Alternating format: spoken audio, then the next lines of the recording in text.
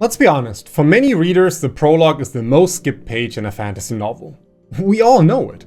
And the fear of writing that page, the one readers just flip past, is the reason so many of us avoid them altogether. But what if the problem isn't that readers skip prologues? What if the problem is that most prologues deserve to be skipped? After studying hundreds of fantasy novels, I found the issue isn't the device itself, it's a broken promise. So this video is about the root of that failure and how to fix it. I'm going to show you how to turn the most skippable page in your book into the one readers cannot turn away from. Imagine you've just bought a novel you're incredibly excited about. You get home, you pour a drink, you settle into your favorite chair, and you open the first page ready to be transported. But instead of a story, you get an instruction manual. You're confronted with a dense, unreadable wall of text about the War of the Elder Kings, or a genealogical chart for a dynasty you've never heard of. Your eyes glaze over and you start skimming. Finally, you ask the most dangerous question a reader can ask. Do I really need to read this? That feeling, that moment of disconnection and confusion, is the direct result of a single fundamental mistake. You see, the writer believes their primary problem is one of information transfer. They think, my reader needs to know the 1,000-year history of the Elven Wars before they can possibly understand chapter 1. The reader, however, is driven by the need for emotional investment. They are asking a much simpler question: am I going to care? The difference here is the core miscalculation. It's a trap that is incredibly easy to fall into, especially for writers who are drawn to fantasy. We fall in love with the magnificent worlds we build, and we mistakenly believe the reader needs the entire encyclopedia before they can appreciate the story. Well, that's not how great stories work. In fact, this tension between showing and telling goes back to the very roots of Western storytelling. The Greek philosopher Plato first contrasted two key modes of storytelling: mimesis and diegesis. Mimesis is imitation, the direct representation of action. It shows us a character making choices and facing consequences, creating an immersive, dramatic experience that feels like it's happening right now. Diegesis, on the other hand, is narration, the telling of facts and summaries of events that happened elsewhere, reported secondhand to the audience. Now, later in his work Poetics, Plato's student Aristotle expanded on the importance of mimesis, seeing it as the essence of drama. The core of all this is that a great story casts a mimetic spell, pulling the reader directly into the experience. An infodump prologue, on the other hand, being pure diegesis, breaks that spell because it tells us about the world instead of showing us a character acting within it. This classical foundation echoes through modern storytelling craft. Take the legendary screenwriting teacher Robert McKee. In his book Story, he emphasizes the importance of the inciting incident, an event that upsets the balance of a character's life and demands a response. In essence, he is pointing to the same principle, a mimetic moment that hooks the audience by making them ask the irresistible question: what happens next? Now, a mimetic event doesn't need to be a literal explosion or a massive sword fight. Imagine opening a fantasy novel with a young thief caught red-handed in the act of stealing bread.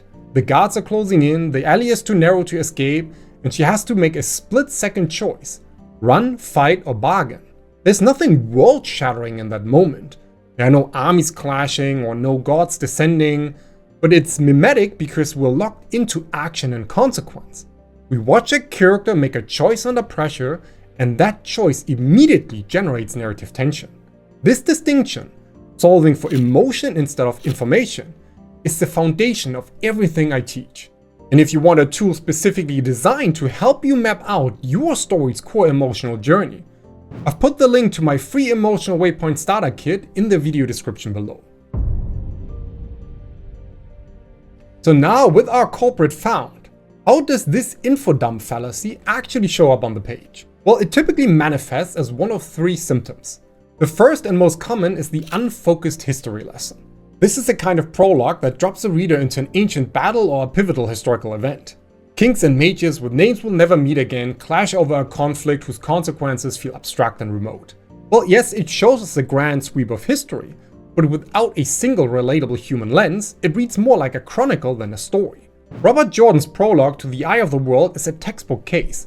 A dramatic, world-altering moment that longtime fans admire once they know the full saga.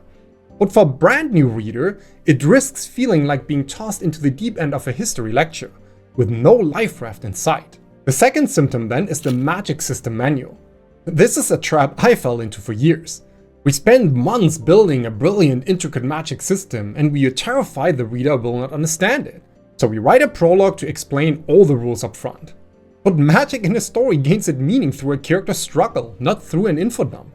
We don't need a manual, we need to experience the magic. Think of it this way. Instead of explaining the rules, show a character straining to lift a heavy enchanted object, or struggling to control a spell that could backfire. The stakes, the limitations, and the cost become clear in the action itself, which leads us to the final symptom, the character-less spectacle. This is the thematic opening with a city being destroyed or a dragon flying overhead, maybe even a magical cataclysm unfolding. All of that is seen from a detached, distant perspective though, resulting in spectacle without emotional stakes. 1 million people dying is just a statistic, but one person we care about being in danger, that is a story. Without that human lens to ground us in the event, usually it's nothing but noise. And all of these approaches are symptoms of a single fundamental miscalculation. They are built to answer the wrong question. They ask, what does my reader need to know? But the right question, the one a master craftsperson asks, is different. It is, what do I need my reader to feel? Answering that question is the fundamental shift in thinking we need to make. So we've diagnosed the problem here. We understand that our goal is not information transfer, but emotional investment. But that realization can be profoundly unsettling. An infodump, for all its flaws, feels safe. It's structured, it's a transfer of data. But trying to create an experience, a feeling, that can feel vague and artistic. Feels like trying to catch lightning in a bottle. And when your writing time is precious, carved out of a demanding life, that kind of uncertainty can feel like the enemy of progress. But I want you to know that this feeling of yours, that anxiety, is a sign that you are taking your craft seriously. And the way we honor that seriousness is by replacing uncertainty with a system. A craft-based, repeatable way to create the desired experience with intention. But to turn that vague goal into a series of concrete strategic choices, I'm going to give you the diagnostic tool you need, a framework I call the Prologue's Promise. From what I've learned, a master craftsman's prologue functions as a binding contract with the reader, and it makes one of 3 foundational promises that ensures the reader is not just informed, but deeply invested from page 1. And the first and perhaps most fundamental of these is the tonal promise. Before a reader ever opens your book, they are operating on a kind of psychological contract.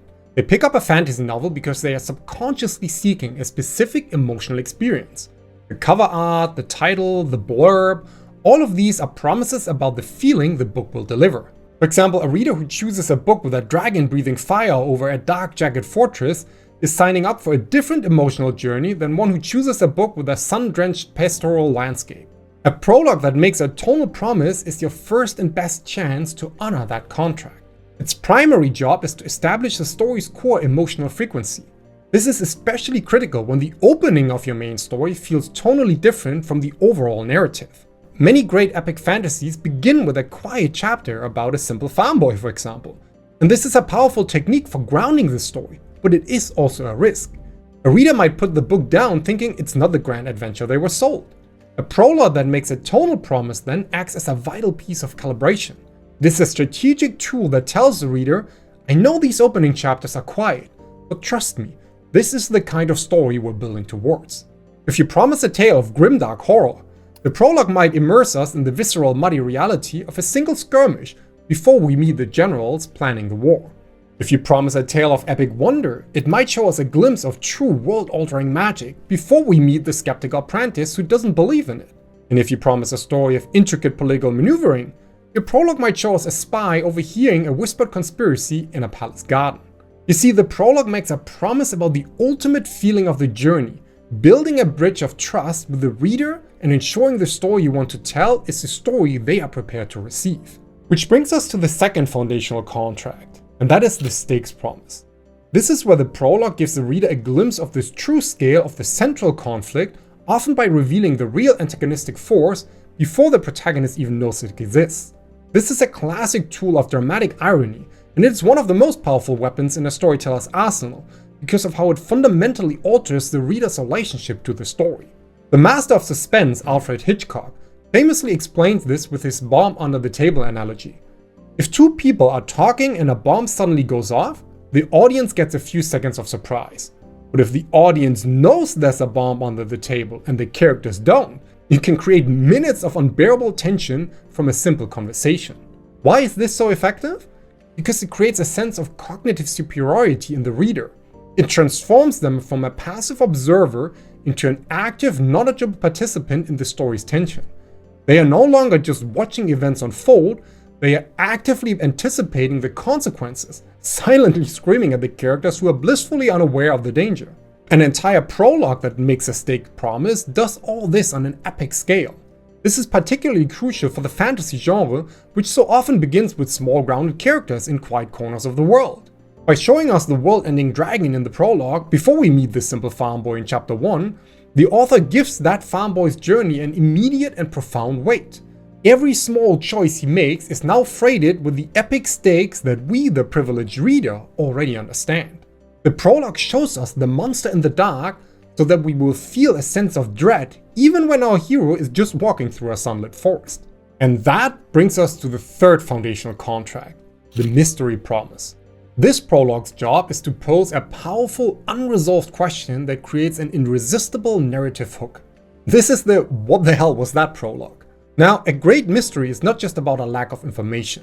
It's about an intriguing contradiction that the reader's mind cannot let go of. What you have to understand is that the human brain is a pattern matching machine.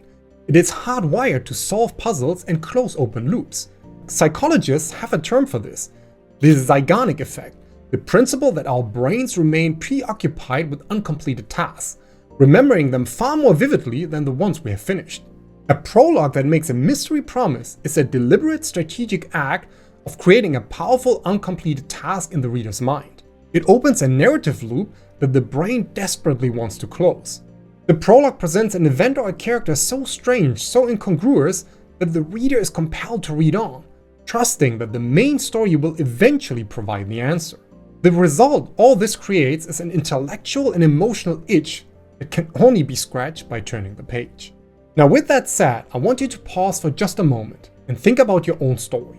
What is the single most important experience you need your reader to have on page 1? Is it a feeling of dread, a glimpse of the world-ending stakes, or a burning question they cannot ignore? When you consciously choose which of these promises you need to make, you move from an info dump to an intentional and strategic act of storytelling.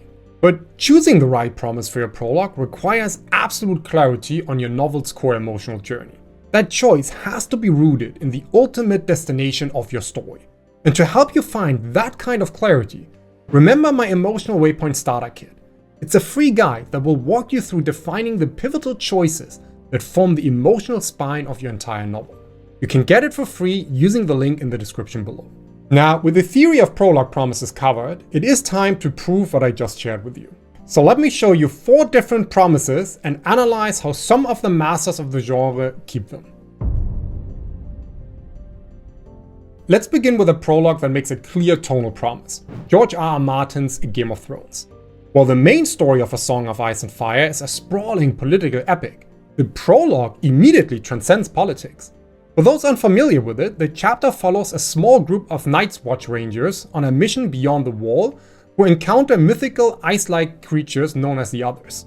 A less confident writer here, wanting to establish this threat, might have fallen into the trap of the characterless spectacle, giving us a distant, omniscient narration describing the ice demons. But Martin understands that a tonal promise of horror is a visceral, emotional experience. He made a critical craft choice. He locked us into the tight third-person point of view of Will, a young ranger who is competent but terrified. This forces us to experience the supernatural through a relatable human lens. We don't just see the event, we feel Will's personal growing dread as his arrogant superior, Sir Waymar Royce, dismisses his fear and forces him to approach the site of a wildling massacre. The horror comes not just from monsters, but from the very human tension of being trapped in a dangerous situation with a bad commander. Martin uses sharp sensory language to immerse us in that feeling. The cold isn't just a temperature, it's a malevolent presence. Martin writes, "Something was different tonight. There was an edge to this darkness that made his hackles rise." All day, Will had felt as though something were watching him. something cold and implacable that loved him not. This is a masterclass in turning a simple setting into an oppressive, terrifying atmosphere. The ultimate payoff isn't just seeing the others, but witnessing the shattering of a steel longsword against the crystalline blades, and then the final horrifying image of a reanimated Sir Waymar Royce, his eyes burning blue. The tonal promise of this prologue is clear and undeniable. The Game of Thrones you are about to read is a dangerous distraction, because this existential uncanny horror is what's truly coming. That's how you establish a world-ending threat before we even meet the heroes. It represents a powerful and deeply immersive approach. From here then, let me show you an opening whose primary job is to make a stakes promise. The prelude to Brandon Sanderson's The Way of Kings. Now a quick clarification for this one. The Way of Kings has both a prelude and a prologue. While the prologue focuses on a recent assassination that kicks off the main plot, we are going to analyze the prelude. Why? Because while Sanderson calls it a prelude, it performs the exact function of a mastercrafted prologue, making a stakes promise. For context, this chapter shows us the final moments of a 4,500 years old war, where humanity's godlike protectors, the Heralds, are expected to return to an eternity of torture to hold back the darkness. This is precisely the kind of material a less experienced writer would turn into a dry, unfocused history lesson. But Sanderson avoids this trap by focusing on the human cost of a divine decision. He tells this world-altering event from the tight personal point of view of Kalak, one of the 10 heralds. This is a masterstroke, because we don't just see the abstract historical event, we feel Kalak's personal terror of returning to damnation, a terror so profound that it leads him to agree when he discovers that 9 of the 10 heralds have decided to break the sacred oath. The true stakes are revealed in the betrayal not of mankind, but of the one herald who did not survive the battle, Telenel, who is now left to bear the torture of the entire Oath Pact alone.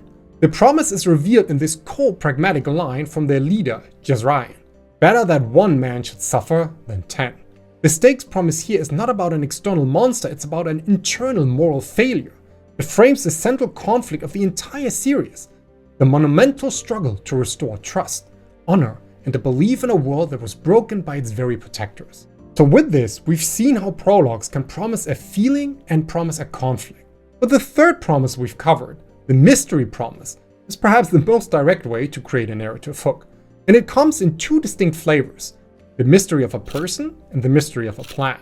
Now for the mystery of a person, we have Patrick Rothfuss's The Name of the Wind. For context here, the prologue to this novel doesn't feature any magic or action. It simply describes a remote, quiet inn at night run by a red-haired man named Coat. A common impulse here, wanting to establish the mystery of a hero's past, would be to resort to clumsy exposition.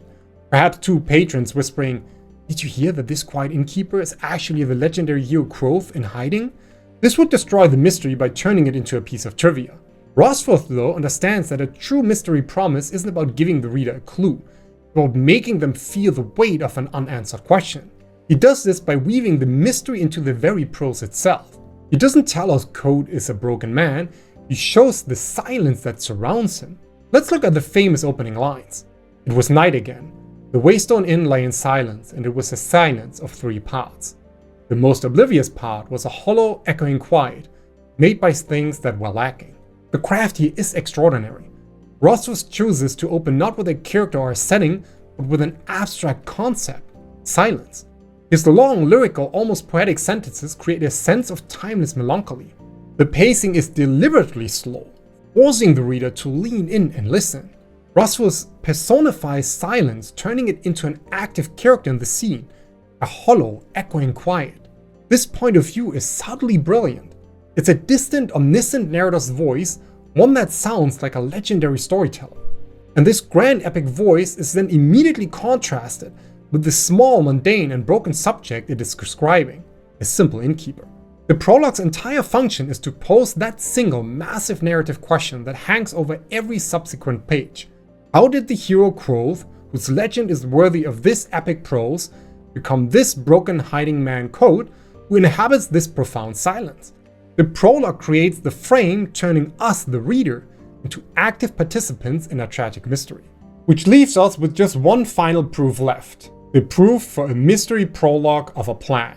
And for this one, we turn to another Brandon Sanderson novel, Mistborn: The Final Empire. For those who haven't read it, the world of Mistborn is a dark ash-covered dystopia ruled by an immortal god king, the Lord Ruler, where the vast majority of the population, the Scar, are brutally oppressed slaves.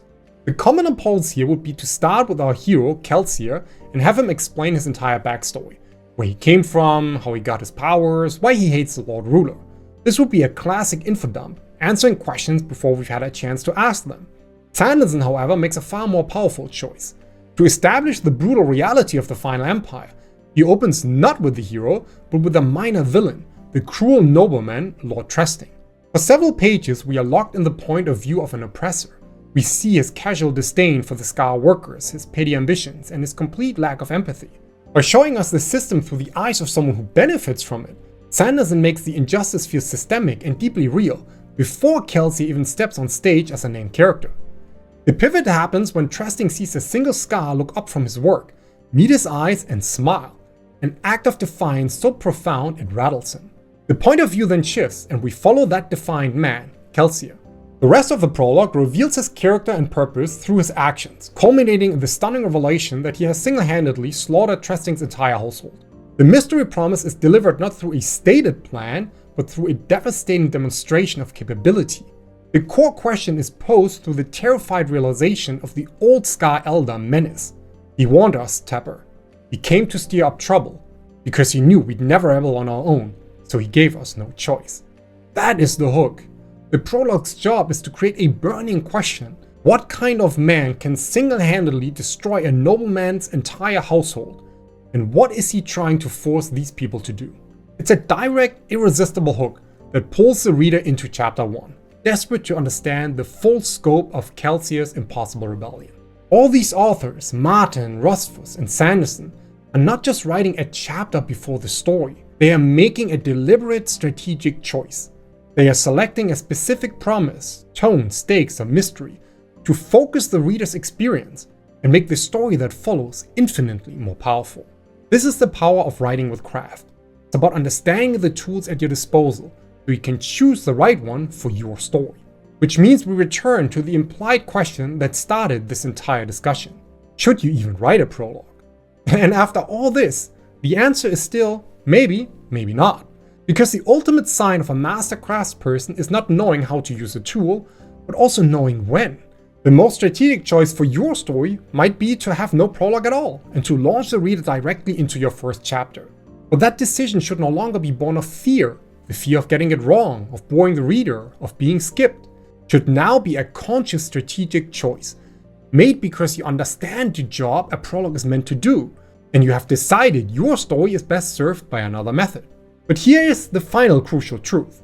A prologue is only ever a promise. It sets the stage, it whispers about the conflict to come. But a promise is meaningless without a character strong enough to see it through. So watch this video here next, where I'll show you how to build a character arc that truly resonates. One rooted in the crucial emotional choices that reveal who your character truly is.